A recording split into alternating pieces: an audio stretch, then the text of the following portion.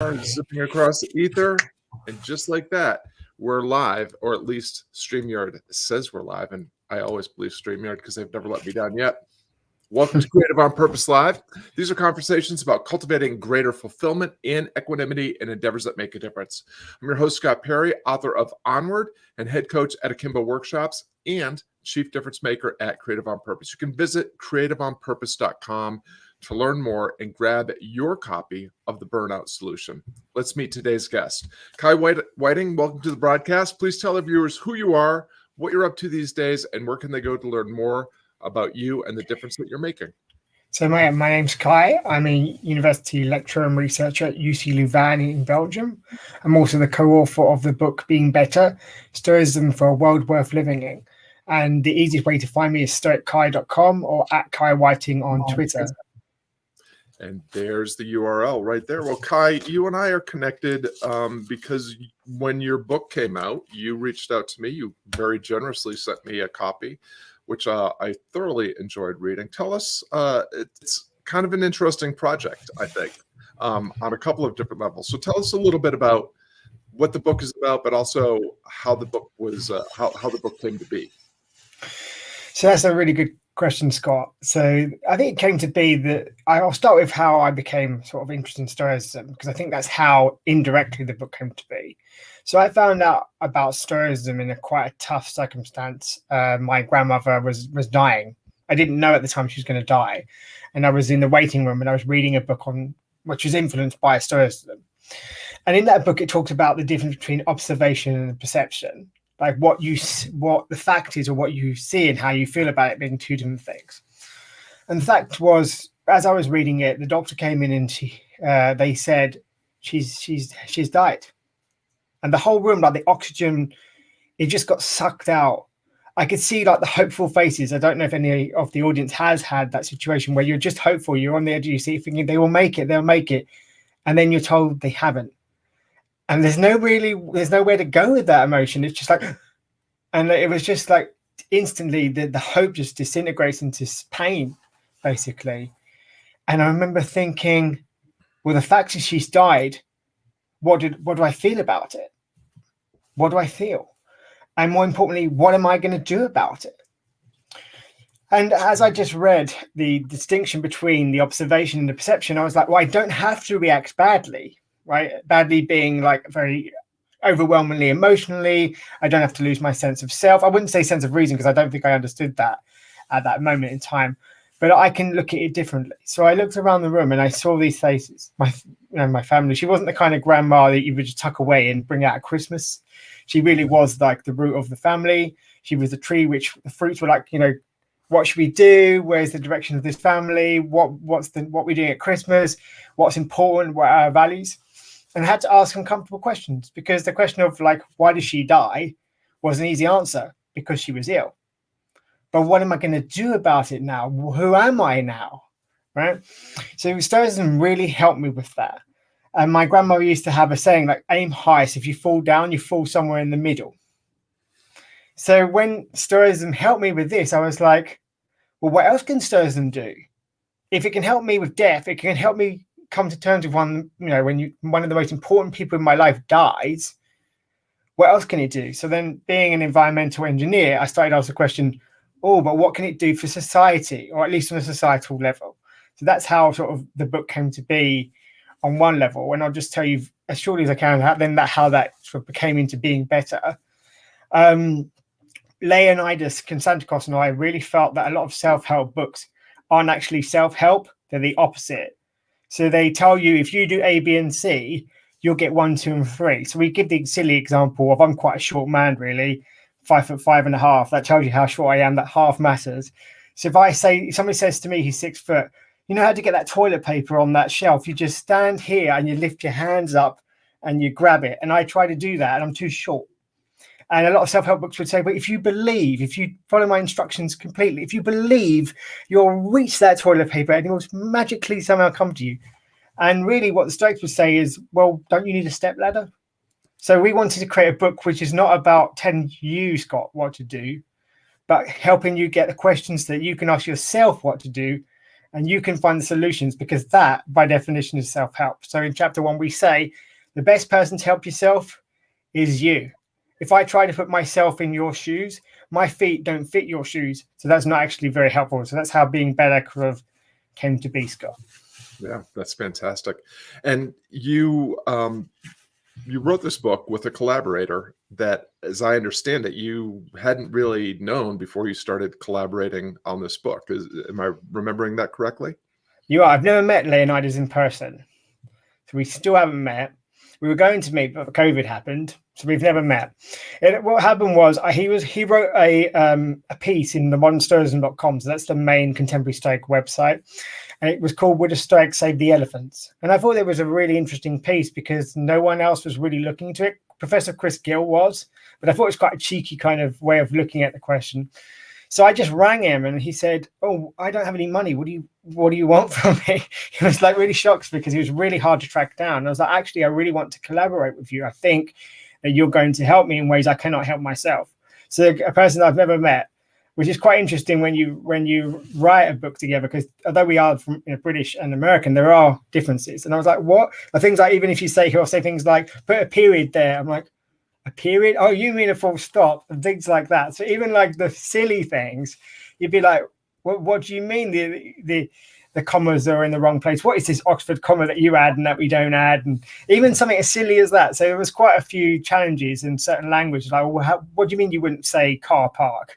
So it was even like things like that was quite challenging, but it was really interesting to see like two minds come together and be creative in a quite unusual way. I would say it's probably better to write a book physically in the same room, at least part of it. Yeah, so it's a wonderful collaboration. It's a wonderful book. I love, first, regret and sorrow for your loss of your grandma, but thankfully, this powerful operating system, this tool of Stoicism, entered your life just at a moment when you needed it. One of the things. Creative on Purpose actually began its life as the Stoic creative. So Stoicism has been something that's really informed and inspired, my entire life. I've been reading Marcus Aurelius since I was in the 7th grade, which was just a few years after Marcus Aurelius had passed from this earth. So, but one of the things that I was hearing in I loved the way you were characterizing self-help as. And something I've been writing about recently is the perils of positive thinking. And, a lot of self-help is just kind of like whatever you believe you can achieve, and, the secret and manifesting and all this sort of, things that are, if not silly, can actually be quite dangerous. One of the things that has struck me, and I'm just curious as to your perspective on this idea of positive thinking. Part of the danger is that we're putting value judgments. Like, if it's positive, it means it's good, which means that the opposite is bad. And Stoicism actually encourages us not to place these value judgments, but to accept things as they are. And it asks us to consider that the only worthwhile good and the only necessity for your flourishing and thriving is virtue, is the content of your character. What are some of the ways that you and your co-author, unpacked these Stoic ideas to help, use ancient wisdom to help people navigate modern challenges? That's a really good question, Scott. And I think the easy way to do it is to give an example that most people are quite extreme about. So in the chapter 1, again, we talked about being vegetarian. So most vegetarians are really adamant, particularly if they're going the vegan way, like, if anybody who eats meat, they're just evil, or they're ignorant, or they're on the wrong side of history, right? I'm sure in future, like people are gonna hate Barack Obama because he ate a ham sandwich. I'm pretty sure, like, like the kind of like, you fast forward like 500 years and go, we're not having a statue of Barack Obama because he ate a ham sandwich, right? So the Stoics kind of say, well, no extreme is good, right? Just because it happens to be an extreme. So we say, like, when we go to our family, we have family that eat meat, and they would have already bought that sort of beef, for example. And if I make a big statement like, well, I refuse to eat it and you're a terrible human being, that's actually not going to be, that's not a just way of encouraging my parents to think about what they eat. And actually, the only time I eat beef is at my parents' house. So somebody argued with me recently, a vegetarian, like, yeah, but by saying that you're going to eat meat, you're actually facilitating, animal cruelty, and you're actually contributing to a higher consumption of meat because they'll buy a bigger piece of beef. So my counter argument is, if by doing that they actually say, let's have a vegetarian Tuesday, there's 6 of us and 1 of me. So if you talk about like quantities, I'm actually reducing the amount over a given week because I've had 1 slice, but I've stopped a whole meal, which is a utilitarian kind of argument. So the Stoics say, well, what does it say about your character? If it's your money, when you go to a supermarket, for example, or the butcher's, there's value attached to that money, and you're saying that you believe that it's the right thing to do to eat meat. When it's your family member that has bought it for you, if you are going to have an argument about why you wouldn't eat it, there's no value attached to that money. The money's already been spent. So then it's like, oh, how can I be just towards my family, right? So it was like, okay, how can I be reasonable? How can I say to my family, I don't eat meat, but I do value your cultural values, that some of them I still have and some of them I don't. So we made an agreement that I would only eat beef and I would only eat on a Sunday. To say I value where I've come from. I don't want to put my foot down to the nth degree because I don't feel that that's reasonable, because actually it feels like I'm against you, rather than trying to show you, okay, the way that we produce meat in the UK isn't always the best. So let's perhaps reduce the consumption. So it's not a Stoic thing to say, Scott, that we should never, ever eat meat. For example, if I went to India and somebody said, I've sacrificed, a chicken for you because you've come and you've visited me, and please, would I be Stoic to say, oh, I refuse? Of course not. I'd be like, well, thank you very much. I'll eat a small piece because I want to be reasonable to you. And so the Stoics are never extreme on anything other than be virtuous, right? Which doesn't go down well with tribalism, because they'll say, well, don't you think, for example, that we should remove all these statues? It depends. Is removing the statue in that way the best way to create, communal space? Will it impact in a positive sense? Is that the only way we can do things? Is removing a statue the best way to target, political challenges that those statues are representing? Is there things we can do that are perhaps better? Is it really the statue that's the problem, or is the fact that you've asked, for the last 3 years and no one's listened to you? So actually what we really need to focus on is community participation. The Stoics sort of crystallize and say, what really is the problem, not the details. Does that make sense, Scott? Yeah, absolutely. Well, what I'm hearing is that, intention and integrity really matter, and taking deliberate action. And one of the things that I think happens, when people first discover Stoicism, is they become sometimes they wave their Stoic flag a little bit too vigorously. And one of the things I contend that one of the reasons why Stoicism has consistently remained one of the more popular Hellenistic philosophical disciplines is that it did get some foundational functional things correct. I mean, Stoicism is built on the idea, is founded on the idea that we are inherently social creatures. Well, biology, evolution, and all these other things have proven that true. It's, we survived initially because of our social nature, our instinct to band together and solve at first the interesting problem of survival when we were more likely to be something bigger and stronger and faster as lunch than it is to make something else our lunch. And now we dominate. Well, we thought we dominated the planet until the pandemic came along, and we realized that something we can't even see actually is more in charge than we are. And the other thing is that we possess what you're pointing to, which is this capacity for reason and rationality. It doesn't mean that we always behave reasonably and rationally. Obviously, you don't have to watch much news to see that that's not the case. But we have this ability. And one of the things that I think is baked into that idea is, again, what you're pointing to, which is our inherent creative nature, our creative instinct. We are creatures that love to discover and solve interesting problems together. We like to make worthwhile change for the better happen with and for the people that we care about, that we find ourselves with. And I think your example is really poignantly pointing to this thing that, you know, one of the things that we learn really early on is there's very little that's, you know, black and white in terms of right and wrong. There's lots of gray area, lots of uncertainty and challenge for us to navigate. And better to do that with courage and curiosity as opposed to certainty and overconfidence. So I really appreciate that. It's been a while since I had a fellow student of Stoicism on the program. So I'd love for you to just share maybe another one or two of the lessons that you know, that come from Stoicism that you baked into the book. And again, just, you know, I think this ancient wisdom for navigating modern challenges is more important now than ever, as we've exited and then re-entered, you know, another moment of pandemic and uncertainty and social, political, economic upheaval. What are some of the other things that you've learned in writing this book that listeners might get some value from, that might encourage them to go find the book? I think it's interesting that you find Stoicism through Marcus Aurelius, because Marcus Aurelius is the most sort of cosmopolitan Stoic in the sense of he's very communitarian. He's always talking about being severed from the branch and basically losing your humanity. And interestingly, in Stoicism, there's no such thing as selfishness, right? There's no such thing as altruism. Because if people say, okay, you're so selfish today, you've done X, Y, and Z.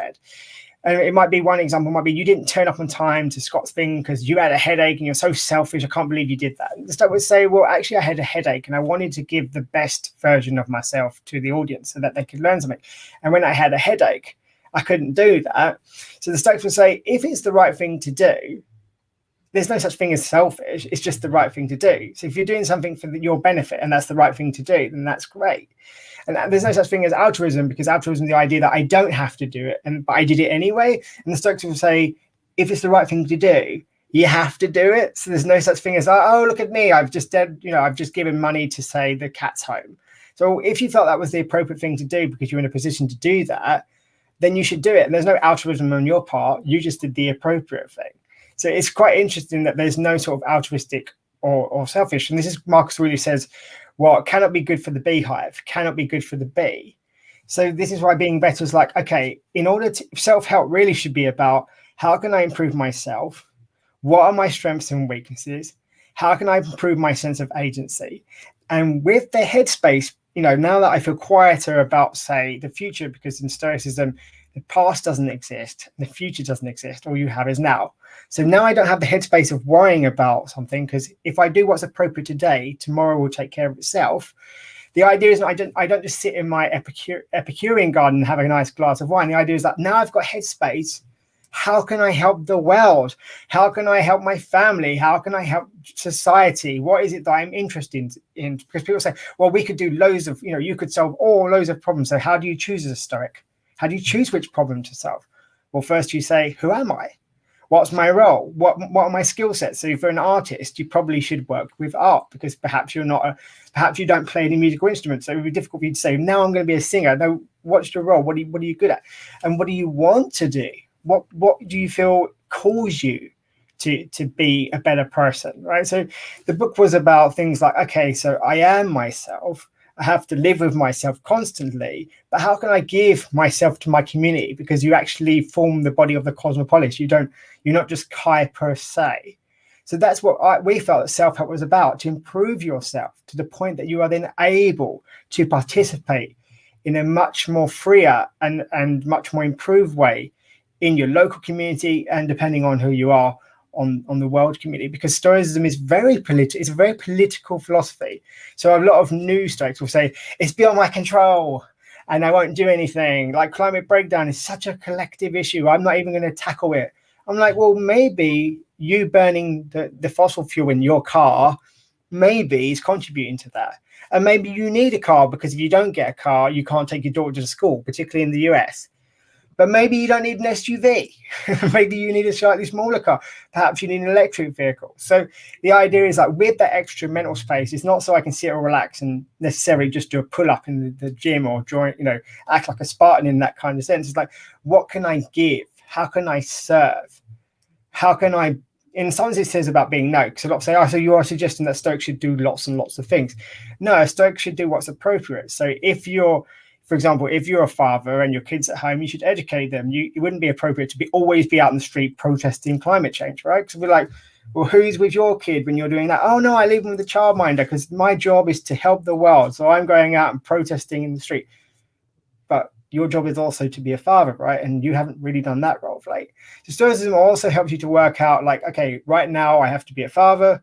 Tomorrow I'm a teacher. The next day I'm going to my parents' house, so I'm a son. So how can I be just in that situation? Which is going back to the example earlier, Scott, was when I'm a consumer in the supermarket, what I do says one thing, but when I'm in a family home, I'm a son. So acting as if I were in the supermarket when refusing to eat products is actually inappropriate. And I think Stoicism really helps you understand that, because you'll say, okay, I know that I have lots of roles at the same time, but I can only focus on one at this moment, and which is the one that I should focus on. And I think that Stoicism is really helpful for that. Yeah, one of the things, there's been several themes in Marcus Aurelius's reflections that have really informed and inspired the work that we're doing at Creative on Purpose. One is to what you were just pointing to. So one of the things that I've said about my handbooks that I've published is they're not self-help handbooks, they're help others books that, built on the premise that we enhance our lives most through endeavors that serve other people. That's part of our social, the virtue of justice. The other is something that Marcus talks about quite a bit, which is legacy. Legacy not being what you leave behind, but the difference that you're making right now. And to your point, it's based on how you play the various roles that life requires of you.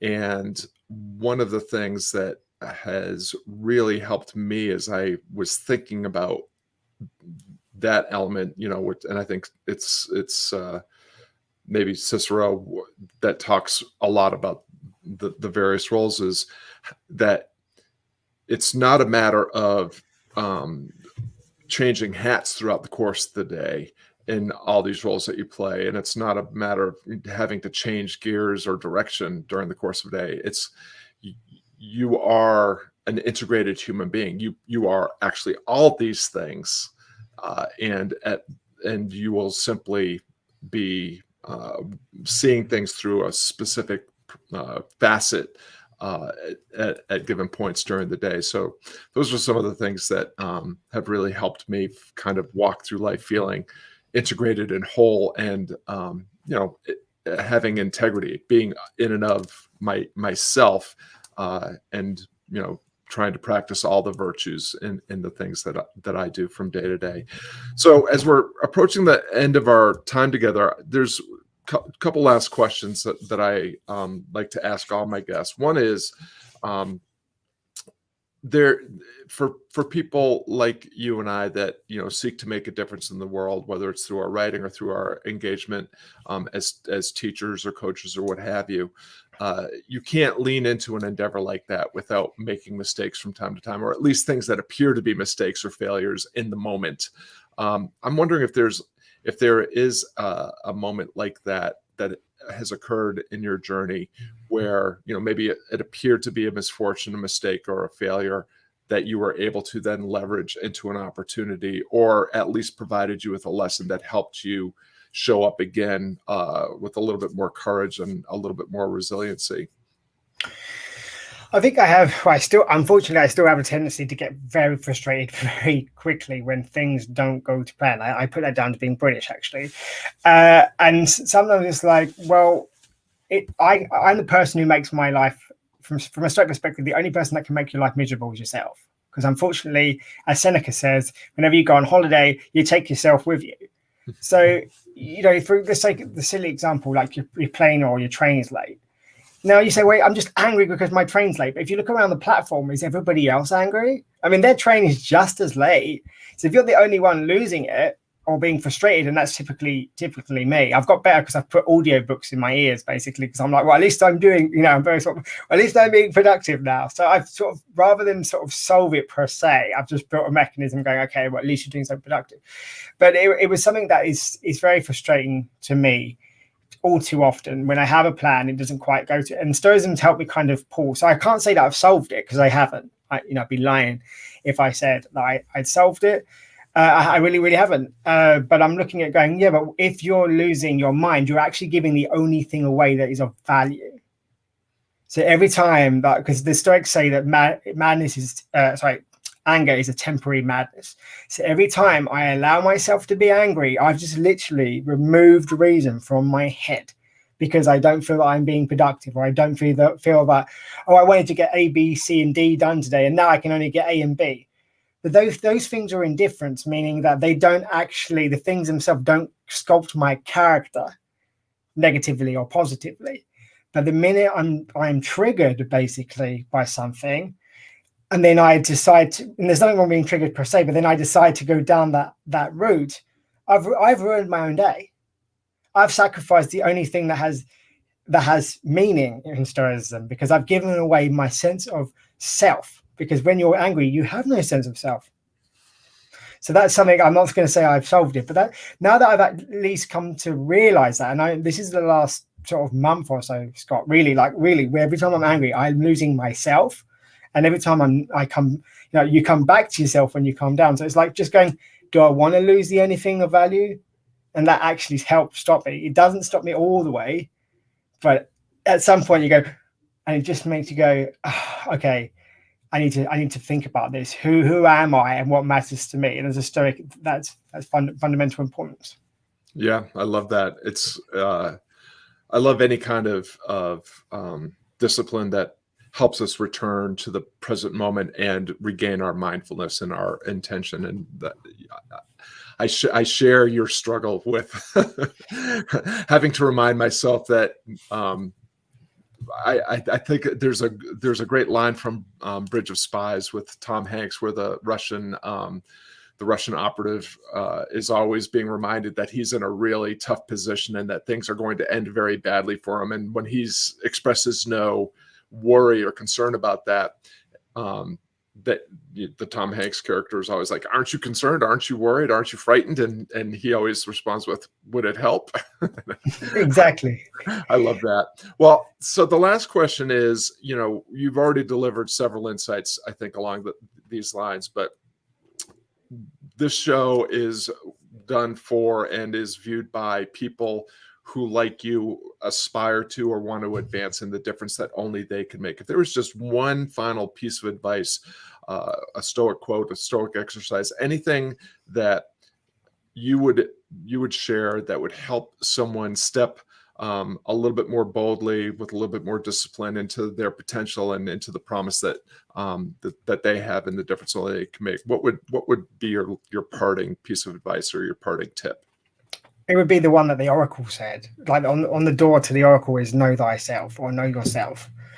Because when anybody receives wisdom, it doesn't become, or receives information, it doesn't become wisdom if you don't know yourself. As Seneca says, if you don't know where you're going, no wind is favorable. So I would say to particularly creative types, because it is very easy being creative to lose your sense of self anytime during the day, because you're like, well, what am I doing, and why am I doing this? And it's very, very hard, because it is quite a lonely, I find creativity very inspiring and it's a spark, but it's quite a lonely process. And I would say that as a Stoic, knowing yourself is the most important advice. How would you do that? That's not by going into yourself, actually. From the Stoic perspective, it's about talking outwards, because sometimes when you think for the first time, you really think you're actually talking to someone. So the method of reason in Stoicism is the Socratic method. It's about discussing. It's about finding out what's reasonable. So a lot of creatives go in, and there's nothing wrong with going in, but sometimes to really find yourself, you have to go out. So I would say try to balance the going in, because especially if you are creative, because it's a lonely process and you're on your own quite a lot during the day, but to go out to people that really care about you. So not casting pearls before swine by any means, but saying like, Scott, what do you think of this? And I do get angry when I feel that I'm not being productive. How, you know me very well.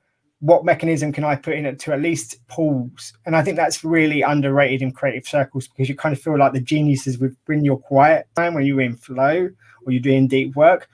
And that is true, but there's also a moment of like, okay, that part of you, yes, but in order to be really productive and have the sort of like the meta frame, you also have to think, who am I? What do I stand for? What's my purpose? And sometimes if you're so lonely, you actually go off into a different direction. So Stoics would say, always come back to the cosmopolis, because you belong to them and they belong to you.